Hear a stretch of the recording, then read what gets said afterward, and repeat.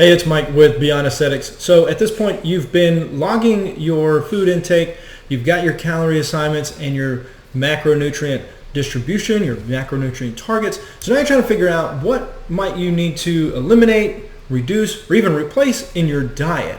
And the frustrating part can be when you are asked, eat more chicken, or you're trying to refine some of the items in your meals, and you're trying to figure out how much chicken do I need to eat to get 80 grams of protein, and it becomes this experiment of chopping up the chicken, throw it on the scale close, log it, maybe, and it's frustrating.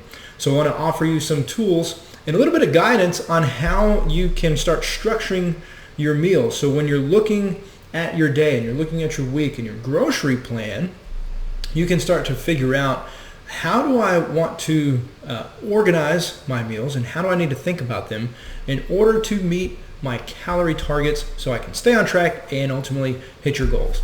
So let's dive into the sheet a little bit and discuss those very details. So brief overview, you've got your calorie target, you've got your macro targets, and maybe you've even started to look into the macronutrient distribution. We're going to talk about more of that in the next video.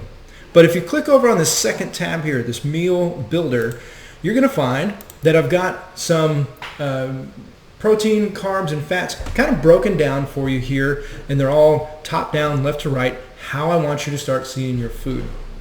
Now understand, these items aren't listed in any particular order per se.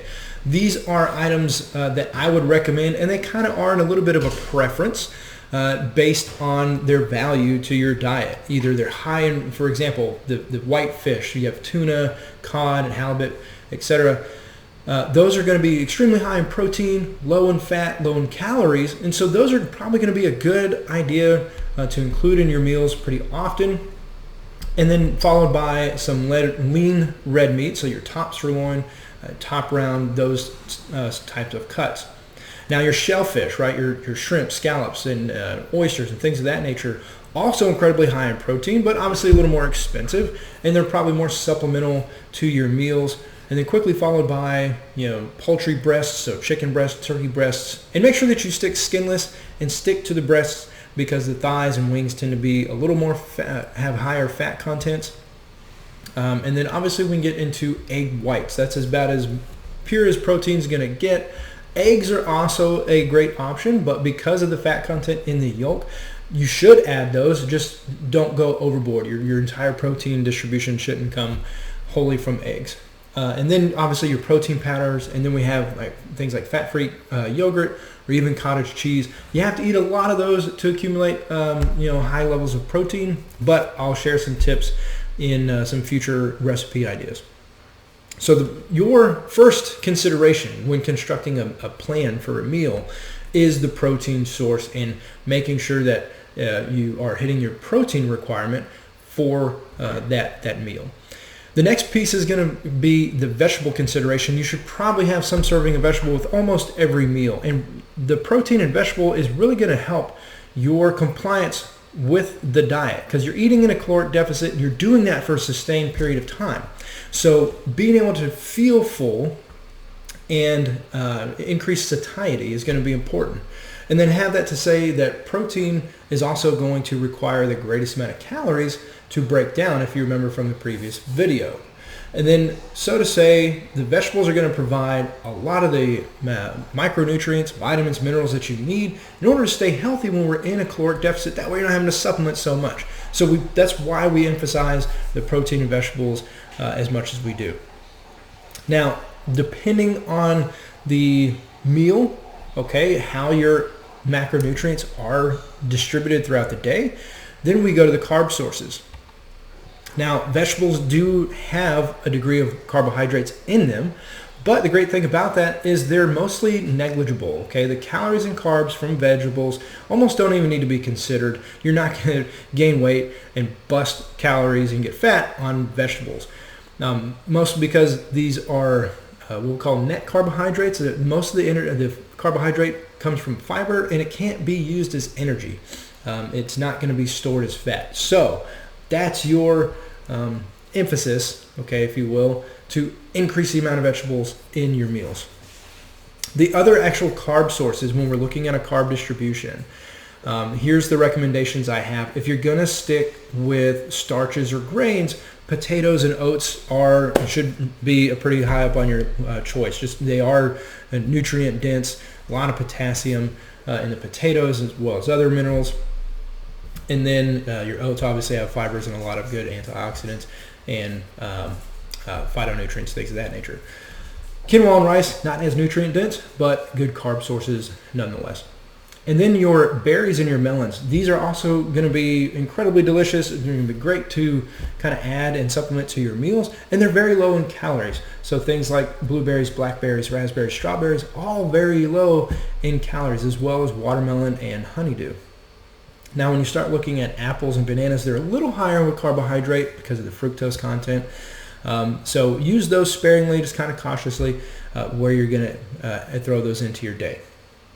Now, based on your fats, the fats are pretty low in this program.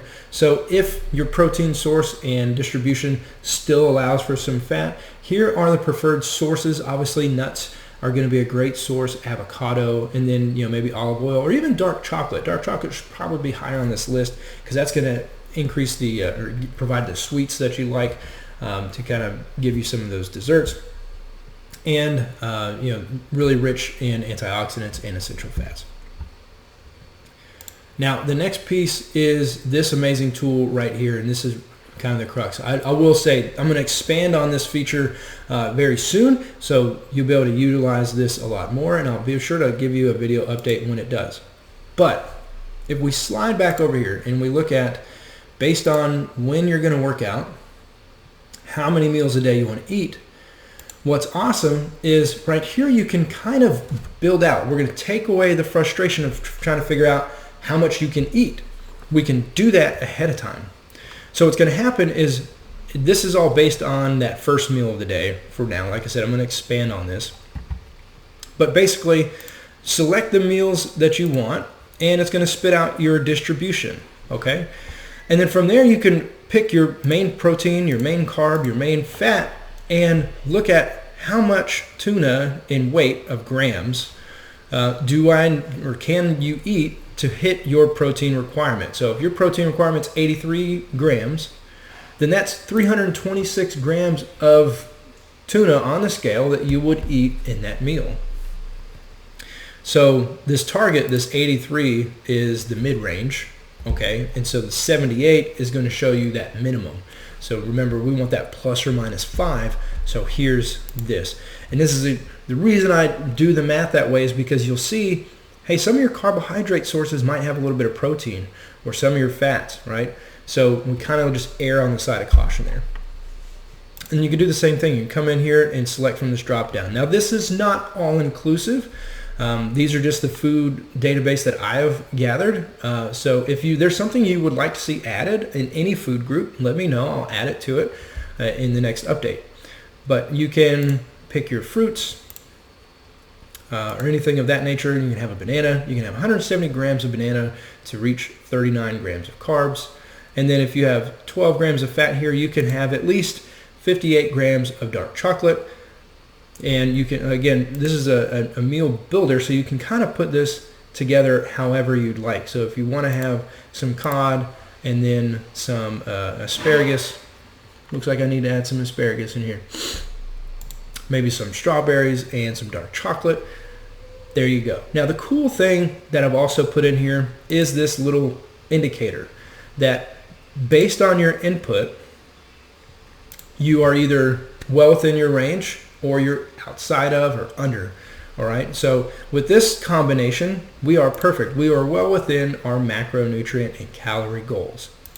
But if we were to try to say, I would like to have a tenderloin with a potato, let's see, where you at potato, with a sweet potato, and I want to have an avocado with that, we are grossly over the macro target. So that's just kind of a little warning and what have you. So I hope that you have found this useful. Again, if there's something you would like to see included, let me know. And if you have any questions, let me know. Now, the updated feature that you're going to see, so I hope I can give you something to look forward to, is if you select 3 meals, this whole table here, you'll see it 3 times. That way you can build out your entire day. The first meal will be based on your first meal distribution. And if you were to select 5 meals, you'd have 1, 2, 3, 4, 5 of these. And again, it would be split up based on each distribution. That update will come out very shortly. And to make life even easier, so you build out, you say, I can eat all this in a day. Now I got to figure out the grocery list. I'm going to kind of give you a little bit of a shortcut in that. If you want to have, let's say, not scallops. Let's go with yellowfin tuna, right? We're going to have a tuna fin steak every night, right? And that's 188 grams. How much of tuna do you need to buy for the week if that's what you're going to eat? I'll spit that out for you and just kind of total it. Again, how I can make your life simple. That way we improve your compliance and hopefully excite you a little bit to build your meal plans and really learn how to create these meal plans, how to structure them so that you can be successful beyond this program and always hit your goals.